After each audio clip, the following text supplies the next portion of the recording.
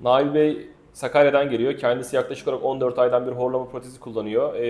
Bugün bir kontrole geldi. Bir de arkadaşını getirdi yeniden horlama protezi yapılması için. Hemen kendisine soralım. Protezden önce ne gibi sıkıntıları vardı? Protezden sonra hayatına neler değişti? Ee, Yaşım 49. Bu yaşıma kadar ben 9-10 saat bile uyusam uyuduğumu hiç anlamadım. Hep yorgun kalktım. Çok bitkin bir hayatım vardı.